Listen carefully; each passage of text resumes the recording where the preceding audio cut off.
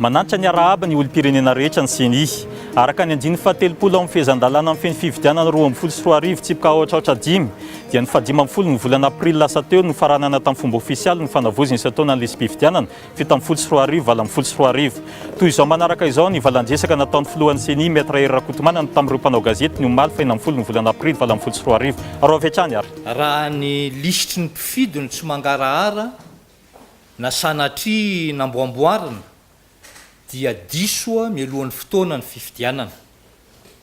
Izany no nahatonga ny seny na natotosa ezaka manokana tato anatin'ny roa taona teo amin'ny fandrafetana ny lisy-pifidianana.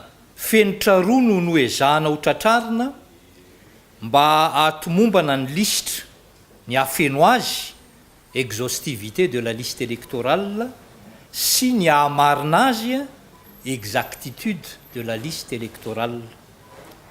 Mikasika ny fahafenon'ny mpifidy ao anatin'ny lisitra dia nametraka fanamby ambony dia ambony ny seny teo amin'ny fanatratrarana mpifidy miisa 10 tapitrisa amin'ity 24 ty satria raha atao ny salanisan'ny fitombon'ny lisy-pifidianana mialohan'ny taona 19 dia eo amin'ny 2 isanjato eo kanefa tsy nijery zany zahay fa tonga dia nibanjina dingana lehibe satria mba hatratrarana ny 10 tapitrisa io dia tsy maintsy mahavita salanisa 5.9 isanjato isa-taona ny tahapitombon'ny mpifidy. Izany hoe avy roeny mihoatra ny teo aloha izany. Ankehitriny arany tsy tratra ny tanjona 10 tapitrisa zay napetraka kanefa tsy azo atao modi tsy hita kosa ny fitsambikina ny isan'ny mpifidy ao anatin'ny lisy-pifidianana. Tamin'ny fifidianana 13 dia 7 969 119.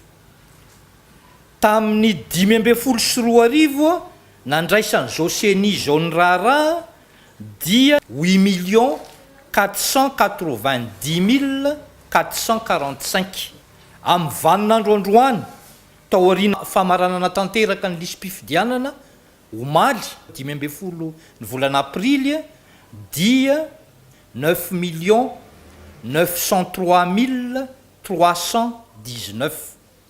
Araka zany ary dia betsaka ny ezaka vita fa maro koa ny asam-bola miandry amin'ny fanoratana ny mpifidy ao anatin'ny lisy-pifidianana. Mikasika ny fanamarinana ny lisitra dia sambany tamin'ity ndray mitoraka ity no afaka nanamarina indrony anarany teny anivon'ny fokotany ny mpifidy. Ny voalohany dia teo anelanelan'ny voalohan'ny volana desambra sy ny faharaiky amin'ny 30 ny volana janoary lasa teo ary ny faharoa dia nandritra ny fepitaona na ahafahana nanao fanamariana taoriana ny famaranana vonjimaika ny lisy-pifidianana. Izany dia midika fa sady nanao ezaka tsika tamin'ny fampangaharahana no ny ezaka ihany koa nanamarina ny lisy-pifidianana. Amin'izao fotoana izao ary dia azo lazaina fa vonona ny lisitra hiatrehantsika ny fifidianana filoham-pirenena afaka volana vitsivitsy. Tahaka an'izao ny firafitry ny lisitry ny mpifidy amin'izao fotoana izao. Ny isan'ny vehivavy 4 490 869. Ny tahapisoratan'ny vehivavy ao anatin'ny lisitra dia 9 faingo ohatra 10 isanjato 46,05%. Ny isan'ny tanora raisika ho tanora aloha zany dia ny 12 ka hatramin'ny 5 taona 18 à 35 ans dia 4 108 214 41,48%. Ny totalin'ny mpifidy ankehitriny efa nilazaiko teo 7 sy telonjato sy telo arivo sy 7 tapitrisa 9 903 319. Ny tahapitombona miohatra tamin'ny taona lasa dia 7,30 isanjato 7,38%. Ho famaranana ary dia tsy mitrahatra ny seny mamerimberina ny fandraisan'ny andraikiny eo amin'ny fiantohana ny fahamarinana sy ny mangarahara eo amin'ny fitantanana ny zotram-pifidianana ankehitriny satria izany ihany no miantoka ny filaminana eto amin'ny firenentsika. Misaotra tompoko.